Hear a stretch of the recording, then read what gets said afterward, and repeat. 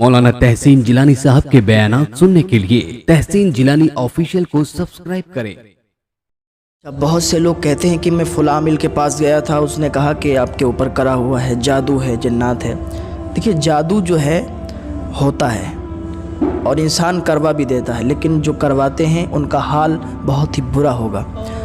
जादू कई किस्म के होते हैं। जो सबसे ज़्यादा ताकतवर जादू होता है वो भानुमती का जादू कहा जाता है।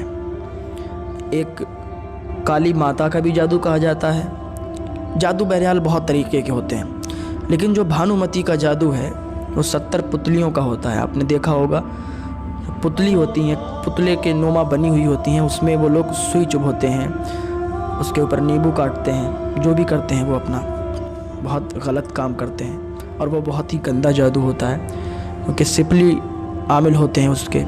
और वो उसको कहते हैं जो लोग जितनी ज़्यादा गंदगी करते हैं, जितनी ज़्यादा गंदगी खाते हैं, उतना ही ज़्यादा उनका जादू मजबूत होता है।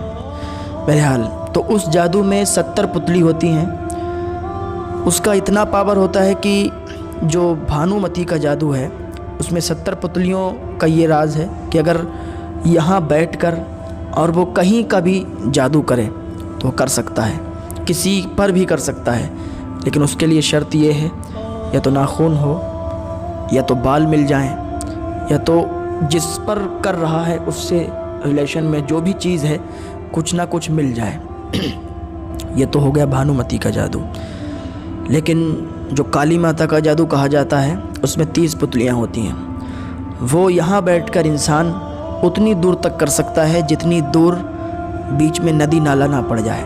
अगर बीच में नदी नाला पड़ गया तो वो जादू वहाँ तक ख़त्म हो जाएगा, वो वहीं तक महदूद रहता है। भानुमती का जादू वो नदी नालों से भी पार कर जाता है, आगे तक, जहाँ तक कर सकता है, जहाँ का इंसान होगा, मतलब जिस पर चाहे कर सकता है। अब जो आप पर जादू किया हुआ है, आप कहते हैं कि मैं फ़लाँ के पास गया, तो देखिए, हर आमिल से मत मिलिए और हर आमिल के पास मत जाइए, क्योंकि मैंने बहुत पहले भी बताया था कि हर आमिल एक जैसा नहीं होता है।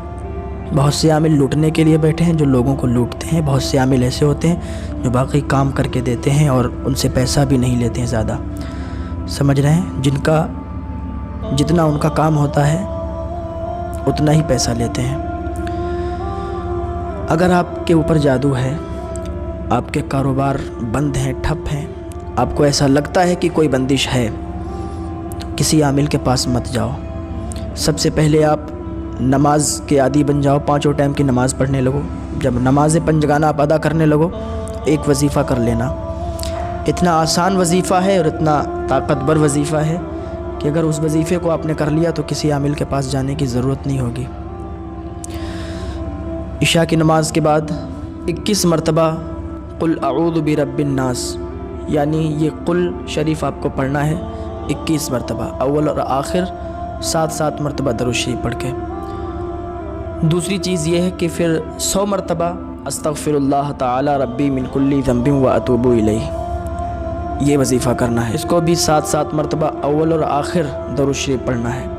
ये 2 वजीफ़े हैं, इशा की नमाज के बाद करो। अगर आपको लगता है कि आपके घर में जादू है, आपके घर में कोई दिक्कत है और उसकी वजह से हमारे कारोबार ठप हैं, रिश्ते नहीं आ रहे हैं, ये जो भी दिक्कत है, ये वजीफ़े 2 वजीफ़े करो। 40 दिन या 41 दिन ये वजीफ़े आप करो। इंशाअल्लाह अल्लाह रब्बुल इज़्ज़त की जानिब से आपको मदद मिलेगी और शिफा हासिल होगी। इनको पढ़ने के बाद अपने ऊपर दम करो और अपने घर वालों पर दम कर दो। और अगर पानी आपके पास हो तो पानी पर दम करके वो पानी रख लो और वो पानी अपने घर वालों को और अपने आप पी लो। इंशाअल्लाह अल्लाह रब्बुल इज़्ज़त की जानिब से आपकी मदद होगी और आपको शिफा हासिल होगी।